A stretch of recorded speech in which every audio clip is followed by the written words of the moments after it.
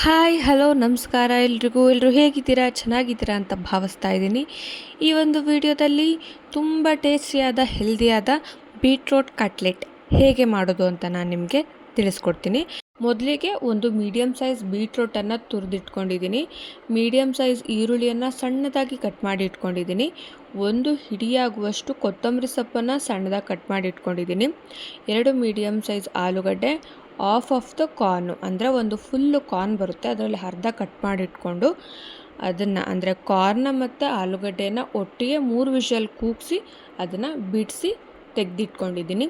ನಂತರ 3 ಸ್ಪೂನು ಮೈದಾ ಹಿಟ್ಟು, 3 spoon cornflour, 3 spoon ಸಣ್ಣ ರವೆ, ಅಚ್ಚ ಖಾರದ ಪುಡಿ 1 spoon, chat masala 1 spoon, garam masala 1 spoon, ಹಾಗೆಯೇ ಪೆಪ್ಪರ್ ಪೌಡರು 1 ಸ್ಪೂನು. ಈ ಥರ ಒಂದು ಕಡೆ ನೀವು ಏನೇ ಡಿಶಸ್ ಮಾಡಿದ್ರೂ ಕುಕ್ಕಿಂಗ್ ಮಾಡಿದ್ರೂ ಸಪ್ರೇಟ್ ಎತ್ತಿಟ್ಕೊಂಡ್ಬಿಟ್ರೆ ಈಸಿ ಆಗುತ್ತೆ ಪ್ರಿಪೇರ್ ಮಾಡೋದು. ಒಂದೊಂದನ್ನೇ ತೊಗೊಳ್ಳೋದು, ಒಂದೊಂದನ್ನೇ ಹುಡ್ಕೋಕೆ ಹೋದರೆ ಕುಕ್ಕಿಂಗ್ ಮಾಡೋದು ತುಂಬ ಕಷ್ಟ ಆಗುತ್ತೆ. ಇವಾಗ ಹೇಗೆ ಪ್ರಿಪೇರ್ ಮಾಡೋದು ಅಂತ ನೋಡೋಣ. ಬೀಟ್ರೋಟ್ ಕಟ್ಲೆಟ್ನ ಮೊದಲಿಗೆ ಒಂದೊಂದಾಗೆ ಇಂಗ್ರೀಡಿಯೆಂಟ್ಸ್ನ ಹಾಕ್ಕೋಬೇಕು.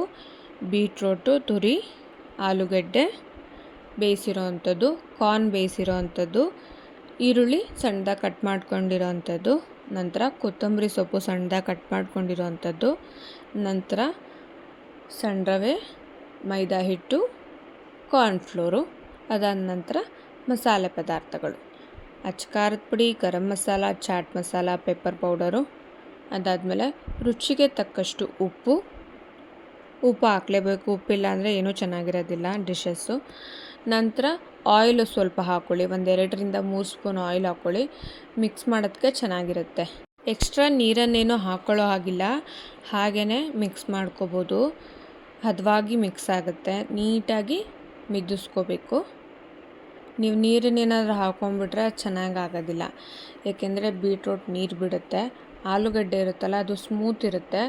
ಸೊ ಎರಡೂ ಅಷ್ಟು ಪದಾರ್ಥಗಳನ್ನು ನೀವು ಆರಾಮಾಗಿ ನೀರಿಲ್ದೇ ಹೊಂದಿಸ್ಕೋಬೋದು. ನೀಟಾಗಿ ಹೊಂದ್ಕೊಂಡಿದೆ ಇವಾಗ.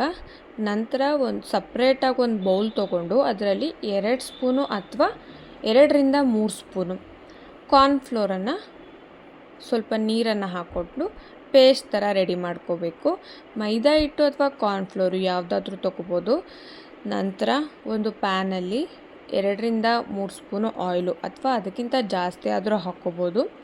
ಆಯಿಲ್ ಜಾಸ್ತಿ ತಿನ್ನೋ ಹಾಗಿದ್ರೆ ಒಂದು 4ರಿಂದ 5 ಸ್ಪೂನ್ವರೆಗೂ ಹಾಕ್ಕೋಬೋದು ಆಯಿಲನ್ನು. ಕೆಲವರು ತುಂಬ ಎಣ್ಣೆಯಲ್ಲಿ ಬೇಯಿಸ್ತಾರೆ, ಕೆಲವರು ಜಾಸ್ತಿ ಆಯಿಲ್ ಯೂಸ್ ಮಾಡಲ್ವಲ್ಲ ಅಂಥವ್ರು 2ರಿಂದ 3 ಸ್ಪೂನ್ ಹಾಕ್ಕೊಂಡ್ರೆ ಸಾಕು. ನಂತರ ಒಂದೊಂದಾಗೆ ಉಂಡೆ ಮಾಡಿಕೊಂಡು ತಟ್ಟಿ ಕಾರ್ನ್ಫ್ಲೋರ್ ಪೇಸ್ಟ್ ಇರುತ್ತಲ್ಲ ಅದಕ್ಕೆ ಅದ್ದಿ ಈ ಥರ ಒಂದೊಂದಾಗೆ ತವದ ಮೇಲೆ ಹಾಕ್ಕೋಬೇಕು. ಕಾರ್ನ್ಫ್ಲೋರು ಅಥವಾ ಮೈದಾ ಹಿಟ್ಟು ಪೇಸ್ಟನ್ನ ನೀವು ಬೀಟ್ರೋಟ್ ಕಟ್ಲೆಟ್ ಮಾಡುವಾಗ ಅದ್ರ ಹಿಟ್ಟಿಗೆ ಅದ್ಬಿಟ್ಟು ಹಾಕಿದ್ರೆ ಚೆನ್ನಾಗಾಗುತ್ತೆ, ಚೆನ್ನಾಗಿ ಬೇಯೋದಕ್ಕೆ ಚೆನ್ನಾಗಿರುತ್ತೆ. ಹಾಗೆಯೇ ನೋಡೋದಕ್ಕೂ ಚೆನ್ನಾಗಾಗುತ್ತೆ ಬೆಂದ ಮೇಲೆ. ಈ ಥರ ಮಾಡ್ಕೊಳ್ಳಿ. ಮನೆಯಲ್ಲಿ ಏನಾದರೂ ತಿನ್ನಬೇಕು ಅಂತ ಅನಿಸ್ತಾನೆ ಇರುತ್ತೆ, ಬಟ್ ಏನು ಪ್ರಿಪೇರ್ ಮಾಡ್ಕೊಳ್ಳೋದು ಏನು ಅಂತ ಯೋಚನೆ ಮಾಡ್ತಾ ಇರಬೇಕಾದ್ರೆ ಈ ಥರ ನೀವು ಯಾವತ್ತೂ ಪ್ರಿಪೇರ್ ಮಾಡಿಲ್ಲದೆ ಇರೋ ಥರ ಅಡುಗೆಗಳನ್ನ ಪ್ರಿಪೇರ್ ಮಾಡಿಕೊಂಡ್ರೆ ಹೆಲ್ತ್ಗೂ ಚೆನ್ನಾಗಿರುತ್ತೆ ಮತ್ತು ಖುಷಿಯಾಗುತ್ತೆ. ಹೊಸ ಥರ ರುಚಿನ ಟ್ರೈ ಮಾಡೋದಕ್ಕೆ ಅಥವಾ ಯಾರಾದರೂ ಪ್ರಿಪೇರ್ ಮಾಡಿದರೆ ಅದನ್ನು ತಿನ್ನೋದಕ್ಕೆ ತುಂಬ ಚೆನ್ನಾಗಿರುತ್ತೆ. ಅದೇ ಪಾನಿಪುರಿ, ಅದೇ ಗೋಬಿ ಮಂಚೂರಿ, ಅದೇ ಚುರುಮುರಿ. ನಾನಂತೂ ಚುರುಮುರಿನ ಯಾವಾಗಲೂ ತಿಂತೀನಿ. ಸೊ ನನಗೆ ಈ ಥರ ಹೊಸ ರುಚಿಯನ್ನು ಪ್ರಿಪೇರ್ ಮಾಡ್ಕೊಂಡು ತಿನ್ನೋದು ಅಂದರೆ ತುಂಬ ಇಷ್ಟ, ಖುಷಿಯಾಗುತ್ತೆ. ಮತ್ತು ಬೀಟ್ರೋಟು ಸಿಕ್ಕಾಪಟ್ಟೆ ಒಳ್ಳೆಯದು ಆರೋಗ್ಯಕ್ಕೆ, ಹಾರ್ಟಿಗೆ ಒಳ್ಳೆಯದು, ಸ್ಕಿನ್ನಿಗೆ ಒಳ್ಳೆಯದು. ಬ್ಲಡ್ ಯಾರಿಗೆ ತೀರಾ ಕಡಿಮೆ ಇರುತ್ತೆ ಅವರು ವಾರಕ್ಕೆ 2ರಿಂದ 3 ಸಲ ಅಥವಾ ಪ್ರತಿನಿತ್ಯ ಬೀಟ್ರೋಟ್ನ ಸೇವಿಸಿದ್ರೆ ಆದಷ್ಟು ಬೇಗನೆ ಬ್ಲಡ್ಡು ರಿಕವರಿ ಆಗುತ್ತೆ. ಬ್ರೈನ್ಗೆ ಒಳ್ಳೆಯದು, ಡೈಜೆಷನ್ಗೆ ಒಳ್ಳೆಯದು, ತುಂಬಾ ಒಳ್ಳೆಯದು, ಲಿವರ್ಗೆ ಒಳ್ಳೆಯದು ಬೀಟ್ರೋಟು. ಬಟ್ ಶುಗರ್ ಯಾರಿಗಿದೆ ಅವರು ಡಾಕ್ಟರನ್ನು ಕನ್ಸಲ್ಟ್ ಮಾಡಿ ಆಮೇಲೆ ಬೀಟ್ರೋಟ್ನ ಸೇವಿಸ್ಬೇಕಾ ಬೇಡವಾ ಅಂತ ತಿಳ್ಕೊಂಡು ನೀವು ಬೀಟ್ರೂಟ್ನ ಸೇವಿಸಬೇಕಾಗುತ್ತೆ. ಯಾಕಂದರೆ ಇದು ತುಂಬ ಶುಗರ್ ಕಂಟೆಂಟ್ ಇರುತ್ತೆ ಬೀಟ್ರೂಟಲ್ಲಿ. ಸೊ ಅದಕ್ಕೆ ರೆಗ್ಯುಲರಾಗಿ ತೊಗೊಳ್ಳೋದು ಶುಗರ್ ಪೇಷಂಟ್ಸ್ಗೆ ಒಳ್ಳೆಯದಲ್ಲ. ಬಟ್ ಶುಗರ್ ಏನು ಇಲ್ಲದೆ ಇರೋರು ಬೇಕಿದ್ರೆ ಪ್ರತಿನಿತ್ಯ ಸೇವಿಸ್ಬೋದು, ತುಂಬ ಒಳ್ಳೆಯದು ಆರೋಗ್ಯಕ್ಕೆ. ಕಾರ್ನ್ ಅಂತೂ ಸಿಕ್ಕಾಪಟ್ಟೆ ಟೇಸ್ಟಿಯಾಗಿರುತ್ತೆ. ಕಾರ್ನ್ ಸಹ ಆರೋಗ್ಯಕ್ಕೆ ಒಳ್ಳೆಯದು.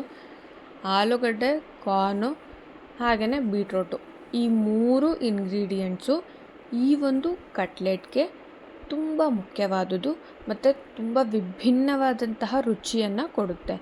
ಒಂದ್ಸತಿ ಟ್ರೈ ಮಾಡಿ, ನೀವು ಪದೇ ಪದೇ ಟ್ರೈ ಮಾಡಬೇಕು ಅಂತ ನಿಮಗೆ ಖಂಡಿತ ಅನಿಸುತ್ತೆ. ನಾನು ಸಹ ಇದು ಫಸ್ಟ್ ಟೈಮು ಬೀಟ್ರೂಟಲ್ಲಿ ಕಟ್ಲೆಟ್ ಅಂತ ಪ್ರಿಪೇರ್ ಮಾಡ್ತಾ ಇರೋದು. ನಮ್ಮ ಮನೇಲಿ ಎಲ್ಲರೂ ತುಂಬ ಇಷ್ಟಪಟ್ಟು ತಿಂದರು. ನೀವು ಸಹ ಪ್ರಿಪೇರ್ ಮಾಡಿ ನಿಮ್ಮ ಫ್ಯಾಮಿಲಿ ಮೆಂಬರ್ಸ್ಗೆ ಕೊಡಿ ತಿನ್ನೋದಕ್ಕೆ. ಎಷ್ಟು ಇಷ್ಟಪಡ್ತಾರೆ ಅಂತ ನೋಡ್ತಾ ಇರಿ. ನೀವಿನ್ನೂ ನನ್ನ ಚಾನಲನ್ನು ಸಬ್ಸ್ಕ್ರೈಬ್ ಆಗಿಲ್ಲ ಅಂತ ಅಂದರೆ ದಯವಿಟ್ಟು ಸಬ್ಸ್ಕ್ರೈಬ್ ಆಗಿ ನನ್ನ ಚಾನಲಲ್ಲಿ ಅಪ್ಲೋಡ್ ಆಗಿರುವಂತಹ ಮತ್ತು ಮುಂಬರುವ ವೀಡಿಯೋಸ್ಗಳನ್ನೆಲ್ಲ ಫುಲ್ ನೋಡಿ ಸಪೋರ್ಟ್ ಮಾಡಿ. ಹಾಗೆಯೇ ಲೈಕ್ ಮಾಡಿ, ಶೇರ್ ಮಾಡಿ, ಹೆಚ್ಚು ಹೆಚ್ಚು ಎನ್ಕರೇಜ್ ಮಾಡಿ. ನನಗೂ ವೀಡಿಯೋಸ್ ಮಾಡೋದಕ್ಕೆ ಖುಷಿಯಾಗುತ್ತೆ. ನನ್ನನ್ನು ಇಷ್ಟರ ಮಟ್ಟಿಗೆ ಸಪೋರ್ಟ್ ಮಾಡಿ ಬೆಳೆಸ್ತಾ ಇರೋದಕ್ಕೆ ತಮ್ಮೆಲ್ರಿಗೂ ಧನ್ಯವಾದಗಳು. ಶುಭ ದಿನ.